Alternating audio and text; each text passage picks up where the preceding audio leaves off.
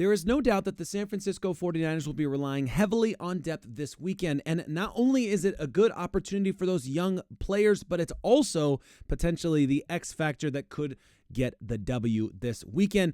In today's video, we are talking about Isaac Gendo plus two more key aspects that Kyle Shanahan revealed during a recent interview that came out today. If you're new here, I'm Nate. Love talking the 49ers. Please consider a like and sub if you haven't yet.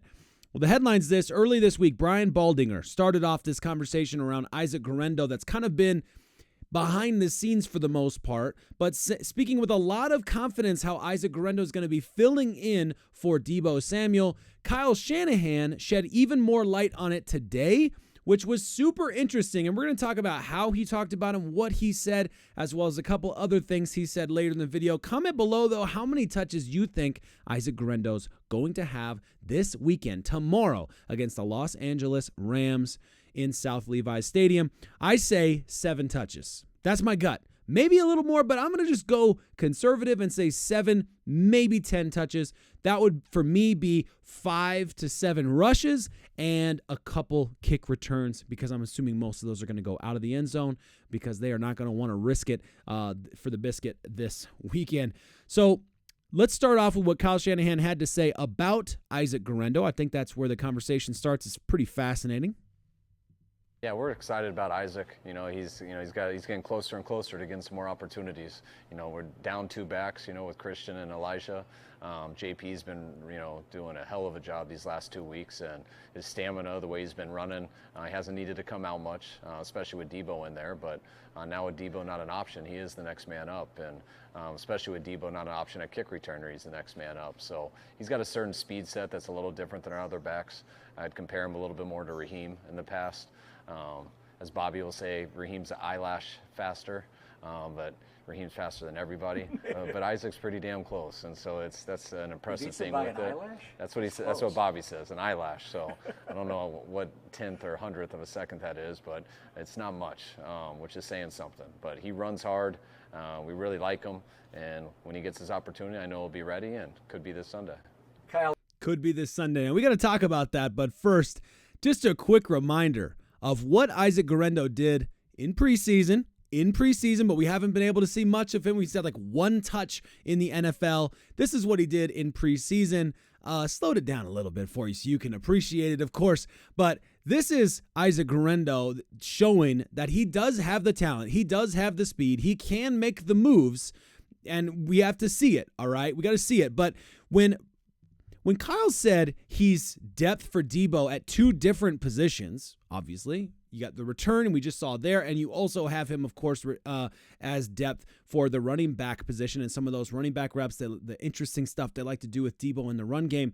That is a good sign for Isaac Gendo being able to get on the field. Now, of course, Kyle Shanahan not going to say it 100%. Yes, Isaac Gendo is going to be playing in this game because he's going to leave as much to be determined and figured out on the field as he possibly can. But that could be a sneaky good opportunity for Isaac Gendo. Now, he's got the speed set, right? This is one of the things Kyle said. He's got a speed set that we haven't had for a bit. Not many dudes out there that are 220 running 4.3s. Okay, he's the fastest running back in the draft, and the 49ers picked him up. Could be an opportunity there. He runs hard, Kyle talked about, and he said he could get his shot this Sunday. I think he will get his shot this Sunday. I think Baldy spoke with so much confidence on Tuesday, I think it was, so much confidence that this is just the way it was going to happen. It was almost like Baldy knows something that nobody else knows. I know maybe that's a stretch, but I'm just going to say, I'm going to go off of my gut and say the way he talked about it felt to me, that's why we talked about it in a video on Tuesday,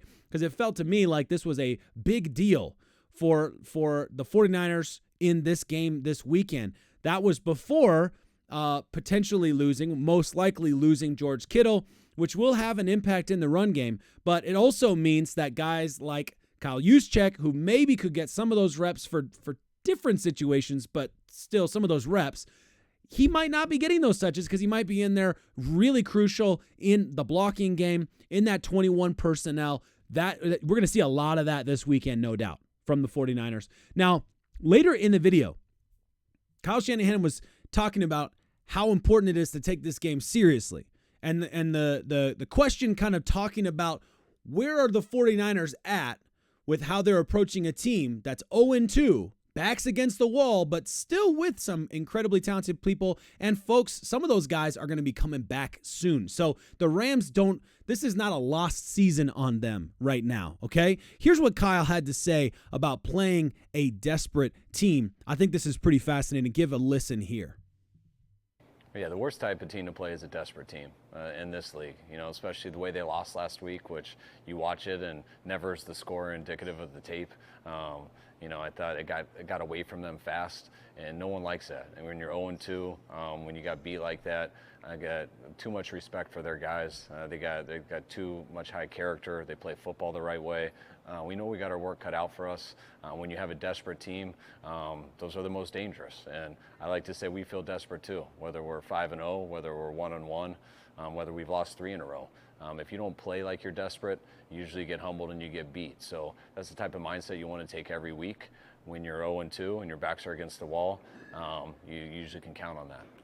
So great take there from Kyle Shanahan, and this is a good sign that the 49ers are really taking this game seriously, really expecting a very desperate team coming out ready to go 2-1 and get their first win of the season in this home opener. Unfortunately for them, it's a home opener for them. It's also a little bit of a home opener for all those LA fans that are all those Los Angeles-based 49ers fans, I should say. As beat up as they are, this isn't any given Sunday kind of league, all right? And I can't tell you the number of times I've gone into a week thinking, oh, yeah, we saw what they did last. They're trash, and then they just absolutely explode. Kyle also talked earlier in the video about how he read that game against the Arizona Cardinals. And his perspective was that the game kind of got away from the Rams, but that the scoreline wasn't a clear depiction of how talented they are. So we should not be going into this game thinking, oh, yeah, well, the Rams rolled over them. We're going to be just fine. So we do need to go in there expecting ourselves to need to be a desperate team, fighting for every single yard. Nothing is given in this league. You got to go and get it. And I love that Kyle is not taking this game for granted. We are weak. They are weak. We need to be desperate for a W too. And I'm stoked about that. I think that's going to be a big key going into this game. But that's not enough, guys. That's not enough. Another area that the 49ers are targeting going into this game has to be how they're doing in the red zone and the third downs. If we just take a quick look and remember how it went down last week against the Vikings, and I'm sorry, this is not fun to look at, but we have to be realists here. Third down efficiency was poor. 2 for 10 giving up as a defense, 7 for 12 on third downs. That is a bad situation. You want to win the third down. You have to win the third down game, or you have to at least be comparable in the third down game. Then we look at, we can look at sacks too. So on sacks, we gave up 25 yards on 6 sacks. We need to protect better than that. That's not a good thing. And we only sacked them for 11 yards of total loss. That's not a good situation either. Now, in the red zone, this was another area identified. It looks a little better than it was, where we're 2-4 and they're 1-3. But we have to remember we gave up a 97-yard touchdown, which is not going to show up in the red zone stat. That's a different stat, okay? We're not going to be looking at this and be like, yeah, we were awesome and the Vikings sucked. This was not a good situation for us. We need to be better in the red zone, that's for sure. And then the turnover battle, you can call that even Stevens, whatever. The thing that I think is interesting, we have destroyed in possession the last 2 games, and to destroy in possession and have 34 minutes of possession to their 25 minutes and to only put up 17 points and to end up losing that game 23-17 is definitely a concern, something that the 49ers need to be thinking about. So what about the red zone? What about the third downs? How are you thinking about that issue, Kyle Shanahan? Here's what he had to say. No, they weren't, and those are the plays that we got to make. I mean, we can run the ball well, but if you don't move the chains on third down, you're probably not going to score unless you think you're going to do everything on first and second. When you look some of our drives, and with that, we did convert third downs on. There's 2 of them, and then we had 2 fourth downs, but those are the ones that we scored on. And I thought we ran the ball pretty well, and that's what we try to do every single week. But you got to move the chains, and if you don't move the chains, you're going to have a hard time getting in that end zone. And It's hope we can get some bigger plays on first and second, because the best way to do good on third down is to avoid third down. But we're going to have to step up and make some of those plays so we can stay on the field and run our offense. I heard a great quote this weekend on just listening to the radio. I forget who it was, so unfortunate for them on that one. Sorry, but it was something. I think it was Willard, middle of the week, just saying it's this simple, guys. The best thing the Rams can do right now is force a 2nd and 8. The best thing they can do is force a 3rd and 7. If we're looking at 3rd and longs, if we're looking at 7 and really longs, that's going to be a bad scenario for us, because it takes away what we can do. If you looked last week when we were in, I got it here, hold on. We were passing for first downs 17 times, rushing for first downs 5 times effectively, okay? So we were passing for first downs a lot more than we were rushing for first downs. And that's partially because of the distance, right? And we had several 4th-down plays that we were going for as well. I mean, it was not an ideal scenario. So Kyle's absolutely right that we do need to go out there and we do need to be thinking about that 1st and 2nd downs. We heard Brock Purdy after the game talking exactly about that. We need to be better on 1st down and 2nd down so that 3rd down there's a lot less pressure. Your 3rd down efficiency is going to be a lot better if you're looking at a lot of 3rd and short looks. That makes it very difficult as a defense to prepare for, because it's going to open up passing lanes if you try and stop the run, and it's going to open up the run game if you try and stop the pass, right? So obviously, I mean, that's a little oversimplified, but you get the point. So the 49ers are going out there. I think Kyle Shanahan has shown they have the right mentality.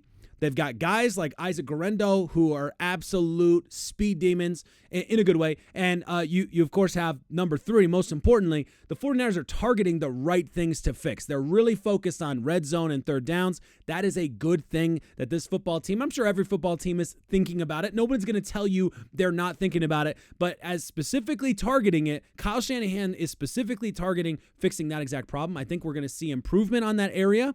And any improvement on the 3rd down efficiency is going to be massively helpful against the Rams. On both sides of the ball, hopefully, mind you, we should be seeing the defense doing a better job on 3rd down efficiency as well, stopping them on 3rd down opportunities. I think with the lack of weapons that they're going to have healthy, if we can get them into a 3rd and long situation, that's a huge opportunity for us. Matthew Stafford's a great quarterback, so we're not going to act like he's not going to be able to use these weaker wide receivers, these weaker skill position players. But we do want, if we can get in those 3rd and long situations, that's going to improve our opportunities for sure. It's a game of yards, guys. It's a game of inches. So we have to go out there desperate, ready to win. I think the 49ers have the right mentality. I believe that this feels like a must-win game. I'm not going to go as far as to say it is a must-win game, because statistically, it's not a must-win game. I'd love to see Brock Purdy. I'd love to see Brandon Aiyuk, both of them going out there as leaders on this offense, fighting for every inch, fighting for every yard. And I'd love to see Isaac Gendo get a few looks in there. And of course, JP Mason, my goodness, just keep doing what you're doing, JP. We're happy with what you're doing right now. Just keep doing that, all right? The offensive line can improve a little bit as well. We're talking about marginal gains here that make a massive difference. We could see marginal gains in each of these areas from last week result in a blowout win against the Rams. They are beaten up. We do have to beat them down, and we have to be consistent. We have to be careful with the ball, all the things. You know what we're supposed to do. Guys, it's going to be a good game. I'm looking forward to watching it because I do think the 49ers are coming out on top. I have a lot of reasons to believe that, but there are 4 more that you just saw in this video. I hope you're feeling optimistic as well. As always, my friends, what a time to be alive.